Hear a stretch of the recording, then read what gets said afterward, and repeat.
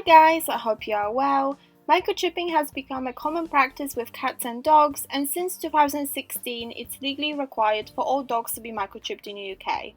This poses some very interesting questions as to whether we need or should microchip our bunnies too.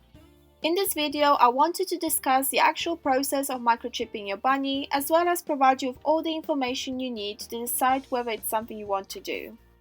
So let's start off with actually defining what a microchip is, as some people might have not heard of it before. A microchip is a small electronic device that is designed to store a specific and unique identification number. It doesn't store any personal details whatsoever, and it actually doesn't have any power in itself. It's surrounded by a glass capsule that keeps it in its place and stops it from breaking down. The capsule contains a polymer cap that encourages the connective tissues in the skin as well as other cells to form around the capsule and hold it in place to prevent the chip from moving around once it's inside the bunny. The whole capsule is very small in size, which is approximately 30 mm or half an inch in length and 2 mm or 0.07 inch in width, about the size of a grain of rice. Moving on to how the microchip is actually inserted into a bunny. A vet will firstly check if your bunny doesn't have a microchip already using a special microchip scanner. If a scanner fails to obtain a number, they will proceed with the microchipping process. The actual microchip is hidden inside a sterilely packaged syringe, so you won't be able to see how it looks like. The syringe contains a hypodermic needle which is slightly bigger than a standard clinical needle but is designed in a way to implant the chip quickly and safely. The vet will inject the microchip using a syringe under your rabbit's skin between the shoulder blades, without the need of any anesthesia. The process is very quick and fairly painless for your bunny. After the injection, the vet will scan your bunny again to confirm that the microchip has been successfully implanted. The scanner activates the microchip and displays its original number on the reader. That number is now your rabbit's unique identification number, which a vet practice will record onto the system and the pet log database. Please note that the database companies may vary in different countries. You'll also be given a microchip recording pack to take home. That includes your bunny's microchip number, which could also be printed on few stickers for you so that you can stick the number on other important documents such as the vaccination booklet. It will also come with a letter with some extra information as well as instructions on what to do next. Normally you will receive an email or a letter from the database company confirming that your rabbits and your details have been added to the database by your vet practice. Upon receiving the email or a letter, they will usually require you to verify and confirm these details by registering onto the website. You may wonder when should you microchip your rabbit, but the truth is you can do it anytime during your visit with the vet. Whether that would be during the overall health check, when they're getting the vaccinations, or even during the spay or neuter procedure. Most people prefer to do it when their bunny is getting spayed or neutered, since they will be under the anesthetic and won't feel it then. There is no risk of microchipping while they're under, but it just depends on your preference. I microchipped Snowball when she was having her spay surgery, as I thought it would be nicer for her to have it that way. With the cost of microchipping, it really depends on your vet practice. Most places charge between £15 and £30, but you can always ask your practice for a price beforehand. I think I paid about £25 for Snowball's microchip. The price already includes registering the details into the database. So with all that information, you may be thinking, why should I microchip my bunnies? What is the actual benefit of it?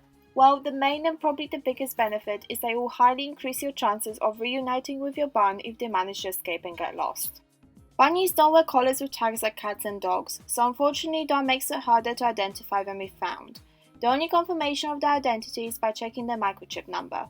If someone finds your bunny, they can take them to the vet, animal shelter, or even a police station where the professionals can use the microchip scanner to get their number and find your details on the database. They'll be able to contact you and happily reunite you with your bunny. Petlock also offers you the option to upgrade your account to premium for a one-off fee of £17, which will enable you to send a lost pet alert to all pet care professionals within a 30-mile radius, and download the free missing pet poster with all the details if that's something you'd like to do. By microchipping your bunny, you will also really help the animal shelters as they are constantly overloaded with increasing number of bunnies being placed there. If your bunny gets lost and they're not microchipped, when they're found there's no way of finding out who the owner is unless it's been advertised somewhere local. That bunny will end up in the animal rescue or shelter, which is already overcrowded, and will be put up for adoption. If your lost bunny gets adopted and rehomed, it's another heartbreak we will all want to avoid. In addition, if you decide to microchip, you will only have to do it once, as it's designed to last a pet's lifetime. That means you only have to splurge out a fairly inexpensive amount just once for the rest of your bunny's life.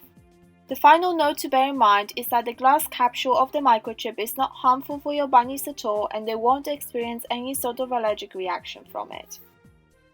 However, like everything in life, there's always some drawbacks I would like you to be aware of. Microchips use radio frequency identification technology, which is essentially radio waves and a type of electromagnetic radiation, in order to transmit the information from the chip and to the microchip scanner to obtain the number. Now, some people might worry that this radiation will harm their bunnies, which is a fair point, but the actual intensity of those waves is extremely low, between 125 to 134 kHz, and is only emitted over a very short duration when the chip is brought close to the scanner. The studies have shown that such low wave intensity has no health implications for the animals. Like with all technology, there's a risk of it malfunctioning. There has been reported cases of a microchip failing and not reacting to the scanner as it should, hence making the number impossible to obtain. Although this is very rare, it does happen. The final issue I wanted to raise is that in order for the microchip to serve its purpose, your details have to be kept up to date.